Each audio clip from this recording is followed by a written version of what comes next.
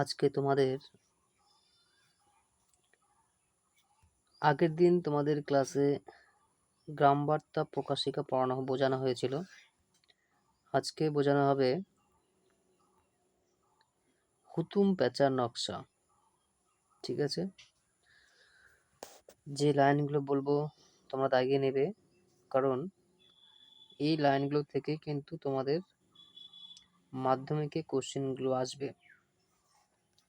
তোমাদের আগেই বলেছি যে মাধ্যমিকে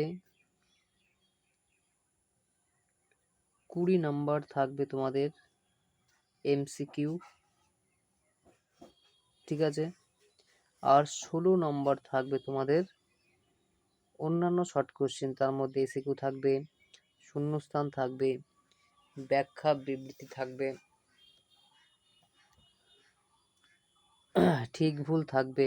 ঠিক আছে, চলো আজকে পড়া যাক হুতুম প্যাঁচার নকশা। 19 শতকে বাংলা সাহিত্যে যেসব গ্রন্থে বাংলার তৎকালীন সমাজের জ্বলন্ত প্রতিচ্ছবি তুলে ধরা হয়েছে সেগুলির মধ্যে উল্লেখযোগ্য ছিল হুতুম প্যাঁচার নকশা। হুতুম প্যাঁচার নকশা বইটি সংবাদপত্র বা সাহিত্যটি তোমরা পড়লে কি জানতে পারবে বলো দেখি? এই সাহিত্যটা পড়লে তোমরা বাংলার তৎকালীন সমাজের জ্বলন্ত প্রতিচ্ছবি পাবে। এটি কবে প্রকাশিত হয়? এটি প্রকাশিত হয় 1861 সালে। হুতুম প্যাঁচার নকশা প্রকাশিত হয় 1861 সালে। মাত্র 30 বছরের আয়ুর অধিকারী কালীপ্রসন্ন সিংহ হুতুম প্যাঁচা ছদ্মনামে গ্রন্থটি প্রকাশ করেন। তাহলে হুতুম প্যাঁচার নকশা গ্রন্থটি কার লেখা? কালীপ্রসন্ন সিংহর লেখা। তার ছদ্মনাম কি ছিল? তার ছদ্মনাম ছিল হুতুম প্যাঁচা।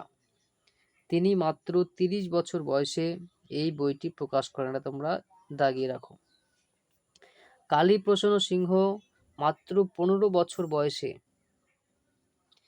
বিদ্যুৎ সাহিনী সভা প্রতিষ্ঠা করেন। কত সালে? 1855 সালে। এটা তোমরা স্টার দিয়ে রাখো, কারণ এটা তোমাদের পরীক্ষায় আসতেই পারে।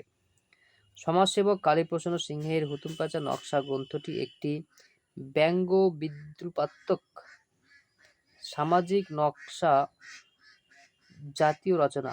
ব্যঙ্গ বিদ্রুপাত্মক মানে কে বলো দেখি? কারো কার্টুন তৈরি করে বা কাকে ব্যঙ্গ করে কোনো কিছু লেখালেখি, সেটাকে বলা হয় ব্যঙ্গ বিদ্রুপাত্মক। গ্রন্থটি প্রথম 1861 খ্রিস্টাব্দে প্রকাশিত হয়। তাহলে হুতুম প্যাঁচার নকশা কবে প্রকাশিত হয়? 1861 সালে প্রকাশিত হয়। এই গ্রন্থের প্রথম ভাগে আমরা কি জানবো? চড়ক পার্বণ সম্পর্কে জানতে পারবো, বারোয়ারি পূজা, ছেলে ধরা, খ্রিস্টানি হুজুগ, সাত পেয়ে গরু, দাঁড়িয়ায় ঘোড়া, লখনৌয়ের বাদশাহ ইত্যাদি। দ্বিতীয় ভাগে জানতে পারবো আমরা রথ, দুর্গোৎসব, রামলীলা প্রভৃতি আলোচনা রয়েছে দ্বিতীয় ভাগে।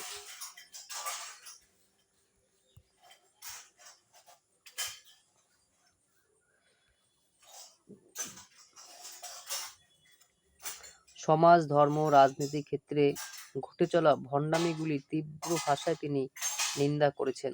এটা দাগিয়ে রাখো। গ্রন্থটিতে কলকাতার হঠাৎ ফুলে ফেঁপে ওঠা নব্য বাবু সমাজ যে চরিত্র অঙ্কন করে পাশ্চাত্য সংস্কৃতির অন্ধ অনুকরণকারী এই বাবু কালচারের তিনি তীব্র নিন্দা করেন। এই সময়কালে কি হয়? পাশ্চাত্য শিক্ষায় শিক্ষিত উচ্চবিত্ত বাঙালিরা ইংরেজদের আদব কায়দা গ্রহণ করতে আরম্ভ করে এবং তাদের কথা এবং চলায় সম্পূর্ণভাবে ব্রিটিশদের ভাবধারা প্রকাশ পায়। এইটিকে বলা হয় বাবু কালচার। পরীক্ষায় তোমাদের প্রশ্ন আসতে পারে যে বাবু কালচারের কথা কোন বইয়ে উল্লেখ আছে? এটি হবে হুতুম প্যাঁচার নকশায়। গ্রন্থটিতে যাদের সমালোচনা করা হয়েছে তারা সকলেই লেখকের মতো একই শ্রেণীভুক্ত তৎকালীন সমাজে অত্যন্ত পরিচিত ব্যক্তি।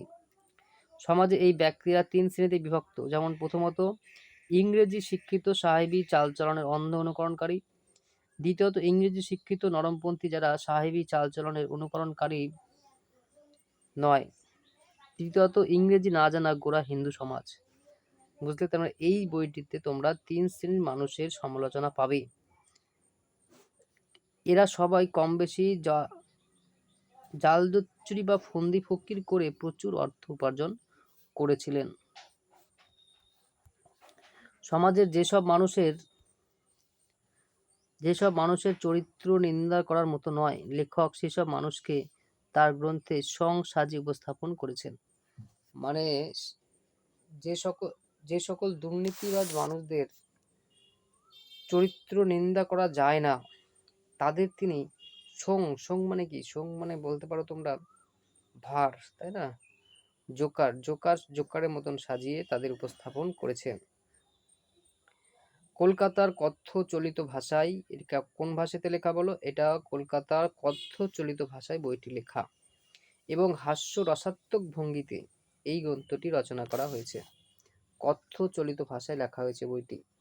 এর আগে বাংলা গদ্যে নিরঙ্কুশ কথ্য ভাষার ব্যবহার দেখা যায় না। তাহলে এই সর্বপ্রথম হুতুম প্যাঁচার নকশার সাহিত্যে বাংলা গদ্যেও নিরঙ্কুশ কথ্য ভাষার প্রকাশ, বাংলা গদ্যে নিরঙ্কুশ কথ্য ভাষার ব্যবহার প্রকাশ দেখা যায়।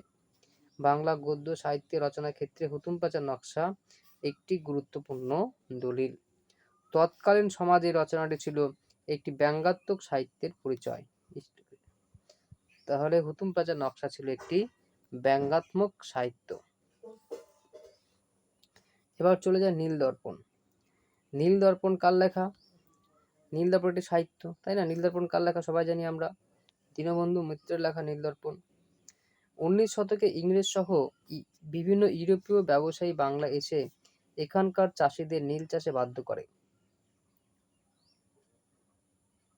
দেখো, ইংরেজদের কাছে অন্যান্য চাষের চেয়ে সব থেকে বেশি লাভদায়ী চাষ ছিল নীল চাষ।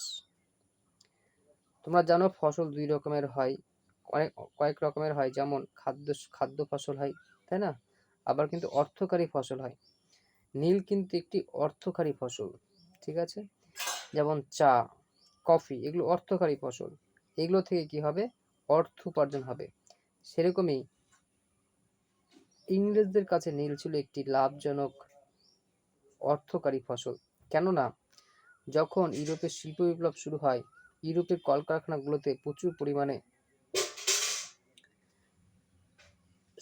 বস্ত্র তৈরি হতে আরম্ভ করে, কাপড় তৈরি হতে আরম্ভ করে, এবং সেই কাপড়গুলোতে নীল দেওয়ার জন্য, নীল মানে বোঝো যে সাদা জামাতে বা কাপড়ে যে রংটা দেওয়া হয় সেটা বলে নীল। সেই নীল কিন্তু আগে একরকম গাছ থেকে হতো এবং সেই গাছটিকে চাষ করতে হতো, ঠিক আছে? কিন্তু বর্তমানে সেই নীল কিন্তু এখন আমরা কি দোকানেই কিনতে পাই, এটা ফ্যাক্টরি যাতে তৈরি। বর্তমানে যে নীল আমরা পাই সেটা কিন্তু ফ্যাক্টরি থেকে তৈরি, কেমিক্যাল এক ধরনের। বলছে খাদ্যশস্য উৎপাদন বন্ধ হলে চাষির ঘরে হা অন্ন রব ওঠে। ডিস্টার্বদের রাখো যে কোন বিদ্রোহের পরিপ্রেক্ষিতে হা অন্ন কথাটি বলা হয়? নীল বিদ্রোহ বা নীল চাষের পরিপ্রেক্ষিতে। অন্যদিকে নীল চাষে চাষি আর্থিকভাবে খুবই ক্ষতিগ্রস্ত হয়। ফলে অত্যাচারিত নীল চাষিরা নীলকর সাহেবের বিরুদ্ধে আন্দোলন শুরু করে, যা নীল বিদ্রোহ নামে পরিচিত।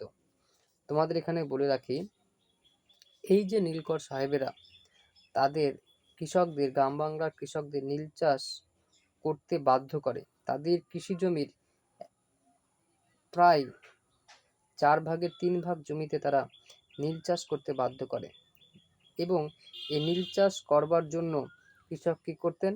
কৃষক সেই নীলকর সাহেবদের কাছ থেকে, মহাজনদের কাছ থেকে টাকা ধার নিতেন। সেই টাকা ধার নিয়ে সেটা করে দাদন বলা হতো, মানে কোনো কাজের পরিবর্তে অগ্রিম টাকা নেওয়াকে বলা হয় দাদন। সেই দাদনের পরিবর্তে তারা নীল চাষ করতো। নীল চাষ করে সেই নীল কিন্তু আবার সেই নীলকর সাহেবকেই বিক্রি করতে হতো। এর পরবর্তী চ্যাপ্টারে আমরা এই সম্বন্ধে পড়বো, যখন আমরা নীল বিদ্রোহ পড়ব। নীলকরদের অত্যাচার ও নীল বিদ্রোহের পটভূমিকায় 19 শতকের খ্যাতনামা ঔপন্যাসিক, নাট্যকার ও সমাজসেবী দীনবন্ধু মিত্র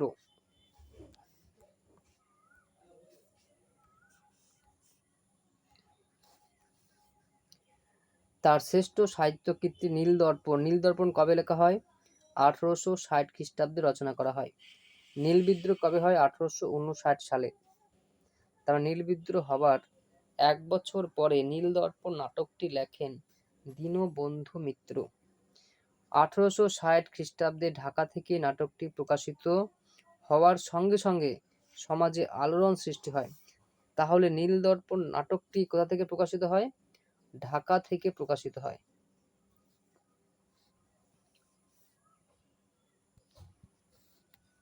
নাটকে উল্লিখিত নীলকর উডের অত্যাচার জনমানসে শিহরণ সৃষ্টি করে।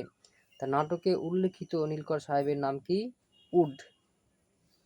নদিয়ার গোয়াতলী মিত্র পরিবারের বিপর্যয়ের কাহিনীকে কেন্দ্র করে লেখা এই নাটকটিতে প্রতিবাদী কি নাম? তোরাব। এটা তোমার স্টার দিয়ে মনে রাখবে, তোরাব। কাজের মেয়ে আদুরি, সাদাসিধে নবীন মাধব প্রভৃতি চরিত্রগুলো জীবন্ত হয়ে উঠেছে। তাহলে নীলদর্পণ নাটকের প্রধান চরিত্রগুলির নাম কি কি আছে? তোরাব, কাজের মেয়ে আদুরি, সাদাসিধে নবীন মাধব প্রভৃতি চরিত্রগুলো কিন্তু জীবন্ত হয়ে উঠেছে নীলদর্পণ নাটকে। তোমাদের পরীক্ষায় প্রশ্ন আসবে যে নীলদর্পণ নাটকের দুটি চরিত্রের নাম বলো, হাসতেই পারে। কি হবে? তোরাব, কাজের মেয়ে আদুরি, সাদাসিধা নবীন মাধব। এই নাটক বাঙালির মনে দেশপ্রেম ও জাতীয়তাবাদের জন্ম দেয়। ইউরোপের বিভিন্ন ভাষায় নাটকটি অনুদিত হলে ইউরোপবাসী বাংলা নীল চাষীদের দুর্দশা সম্পর্কে জানতে পারে।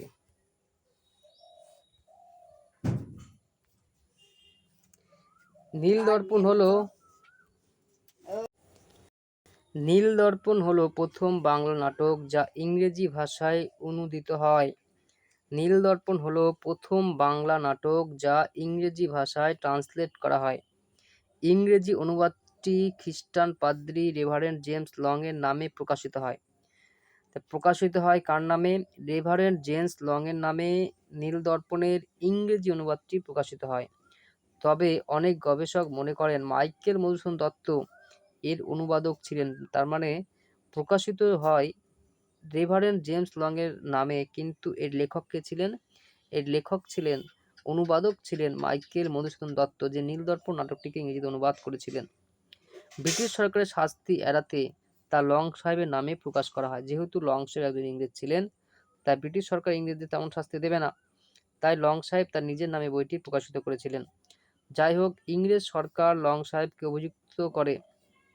কত সালে? 1861 সালে ইংরেজ সরকার লং সাহেব বা জেমস লংকে অভিযুক্ত করেন এবং বিচারে তার 1 মাস কারাদণ্ড এবং 1000 টাকা জরিমানা ধার্য করা হয়। এটা কিন্তু ইম্পর্টেন্ট।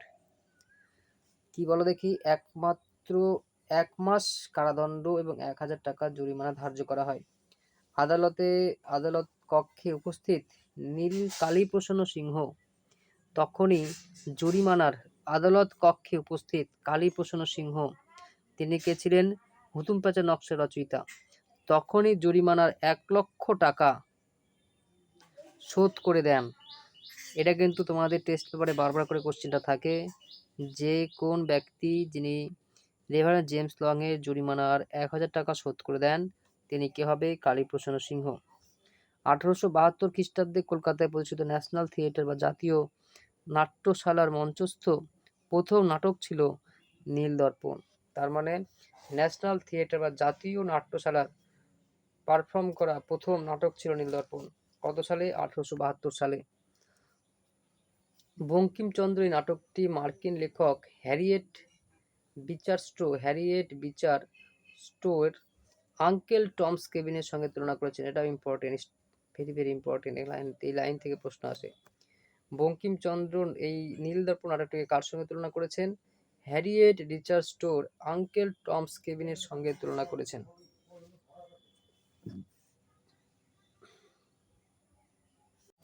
দেখো, এরপরে আছে 19 শতকে বাংলার শিক্ষা সংস্কার। 19 শতকে বাংলার শিক্ষা সংস্কার। দেখো, ইংরেজ ইস্ট ইন্ডিয়া কোম্পানি বা ইংরেজ সরকার ভারতবর্ষে আসার পূর্বে ভারতবর্ষের সাধারণ মানুষের বা জনগণের শিক্ষার একমাত্র প্রতিষ্ঠান ছিল হিন্দুদের ক্ষেত্রে ছিল টোল বা পাঠশালা, আর মুসলিমদের ক্ষেত্রে ছিল মুক্তব বা মাদ্রাসা।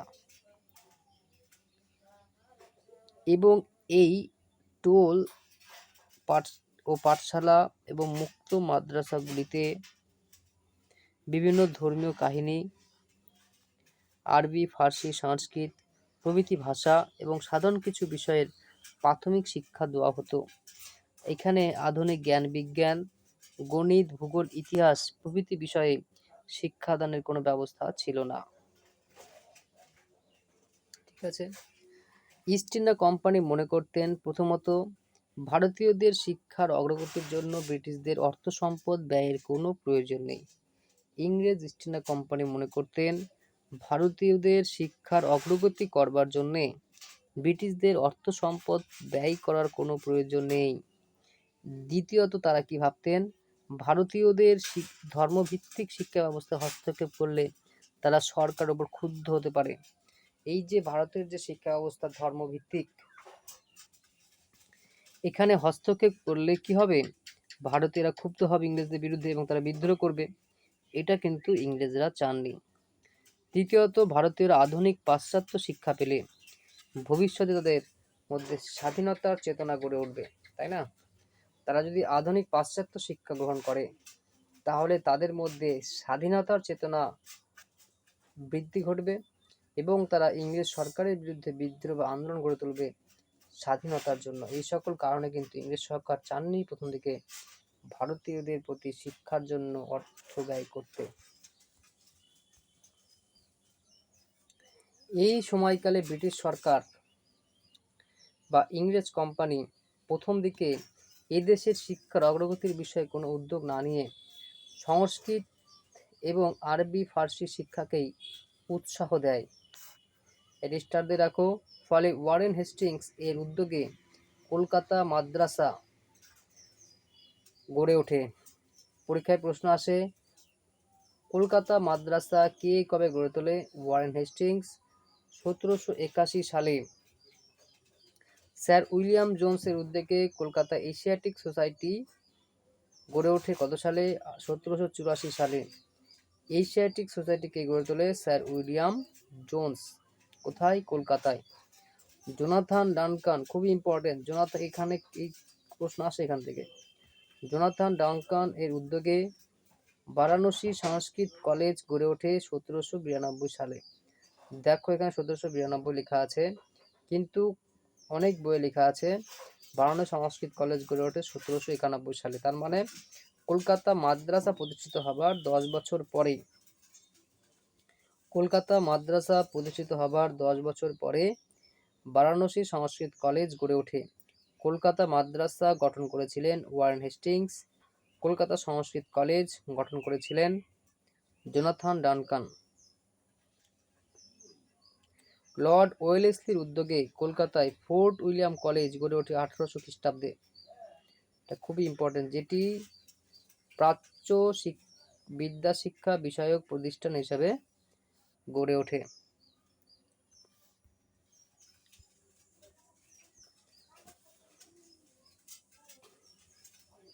চলো আজকে এই অবধি, এর পরবর্তী ক্লাসে বাকিটুকু করানো হবে। যতটুকু পড়ানো হলো তোমরা তোমাদের টেক্সট বই থেকে সেটা পড়ার চেষ্টা করো, যেগুলো দাগাতে বললাম দাগিয়ে রাখো। আশা করি তোমাদের অনেকটাই উপকার হবে। দেখো তোমাদের আরেকবার বলে রাখি, ইতিহাস জানতে গেলে, ইতিহাস বুঝতে গেলে তোমাদের এই যে ইতিহাস বইটি তোমাদের খুঁটে খুঁটে পড়তে হবে এবং যেগুলোতে মনে হবে তোমার ইম্পর্টেন্ট সেগুলো তুমি তোমরা খাতায় নোট করো, বিভিন্ন সাল তারিখগুলো বিশেষ করে, কারণ আমাদের সাল তারিখ কিন্তু মনে রাখতে খুবই অসুবিধা হয়। যেমন একটু আগে আমরা পড়লাম যে এশিয়াটিক সোসাইটি কবে গড়ে ওঠে, কে গঠন করে তোলে, তোমরা চার্ট করতে পারো, সেই চার্ট করে সেগুলো লিখতে পারো, এভাবে চার্ট করে নিতে পারো। কবে গড়ে ওঠে না গড়ে ওঠে এখানে লিখলে, কত সাল এখানে লিখলে, দেশের নাম লিখলে, কলকাতা মাদ্রাসা এখানে লিখলে সাল, কে গড়ে তোলে। ঠিক আছে, এভাবে তোমরা চার্ট করে করে লেখার চেষ্টা করো, তাহলে তোমার ইতিহাস পড়তে অনেক সুবিধা হবে। আজকে অবধি।